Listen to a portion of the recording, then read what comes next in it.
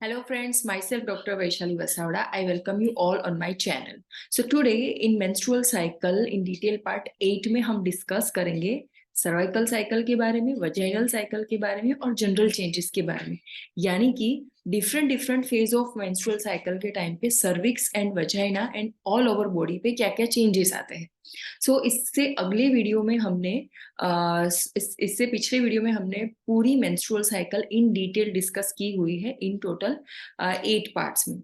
और उन सभी वीडियोस की लिंक मैंने डिस्क्रिप्शन बॉक्स में दी हुई है, you can refer them there. And उसके साथ साथ मैंने लेबर और उसके मैनेजमेंट और उसके स्टेजेस के बारे में जितने भी वीडियोस है सभी वीडियोस की लिंक दी हुई है, so you can refer.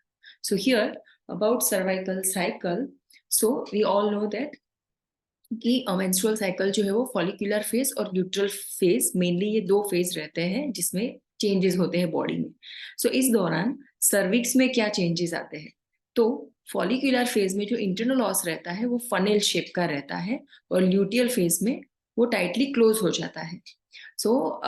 This is the reason कि फॉलिकुलर फेज के बाद जब ओव्यूलेशन होता है तब फर्टिलिटी के मेन चांसेस होते हैं। तो अगर उस दौरान इंटरनल लॉस ओपन है और अगर कंसेप्ट कॉइटल एक्ट होता है तो इजीली स्पर्म जो है वो यूट्रस के अंदर पास ऑन हो सकते हैं और कंसेप्शन हो सकता है। एंड देन ल्यूटियल फेज में वो टाइटली क्लोज हो जाता है, maybe due to the under the effect of hormonal changes like reduction in the estrogen and increasing in the progesterone.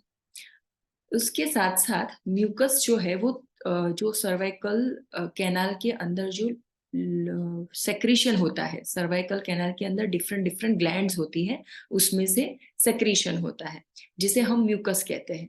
तो वो फॉलिकुलर फेज पे थिन एंड वाटरी रहता है because of estrogen hormone, and luteal phase में वो thick and विस्किड हो जाता है because of progesterone hormone.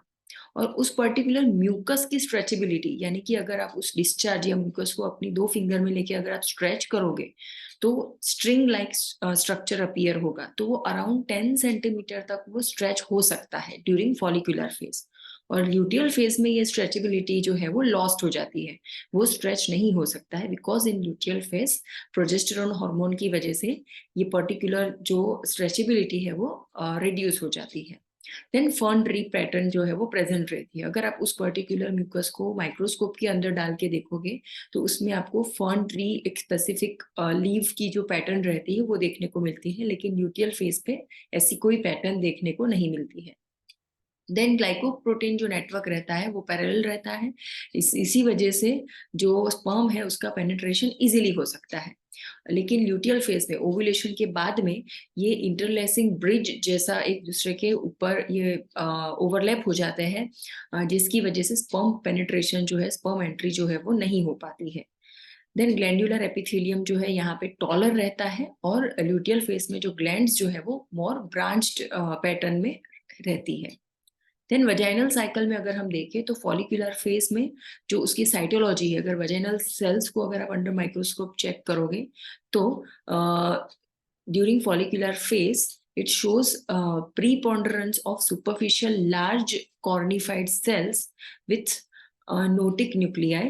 And अगर उस स्मीयर का आप अगर बैकग्राउंड देखोगे तो सेल्स के अलावा जो बैकग्राउंड है वो क्लियर रहेगा। लेकिन ल्यूटियल फेज में there will be a preponderance of intermediate sales.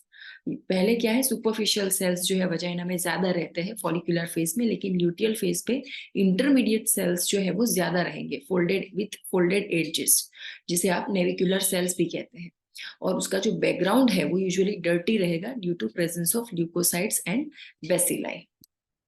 Then general changes के बारे में अगर हम बात करें ड्यूरिंग मेंस्ट्रुएशन, तो प्री ओव्यूलेटरी फेज में कोई भी सिम्टम नहीं रहते हैं बॉडी के अंदर, लेकिन ओव्यूलेशन के टाइम पे या ओव्यूलेटरी फेज पे there will be a pain in abdomen on either iliac fossa. So जो भी साइड की ओवरी में से ओव्यूलेशन हो रहा है स्पेसिफिक उसी साइड के इलियाक फोसा में पेन यूजुअली रहता है। देन स्लाइट वजाइनल ब्लीडिंग, बहुत ही रेयर केस में ये देखने को मिलता है slight vaginal bleeding because of hormonal changes, और ये ब्लीडिंग जो है कभी कभी बिल्कुल स्पॉट जैसा ही रहता है। Then mucoid vaginal discharge, ovulatory phase पे म्यूकोइड डिस्चार्ज जो है वो ज्यादा बढ़ जाता है, वो भी एक साइन है ओव्यूलेशन का जिसे आप स्पेसिफिक ओव्यूलेशन डे को आइडेंटिफाई कर सकते हो। देन प्री मेंस्ट्रुअल फेज, 3 दिन से लेके 1 वीक तक का टाइम इसमें हम कंसिडर कर सकते हैं। सो इरिटेबिलिटी रहती है पर्सन में, लेथार्जी रहती है, कॉन्स्टिपेशन हो जाता है, एक्ने डेवलप होते हैं, देन पेल्विक डिस्कम्फर्ट रहती है because of uterine contractions, then abnormal gain in weight and mastalgia. So इस तरीके के जो चेंजेस हैं, जनरल चेंजेस, वो देखने को मिलते हैं। Thank you so much for listening. You can subscribe this channel and you can click the bell icon and you can share this video amongst your friends.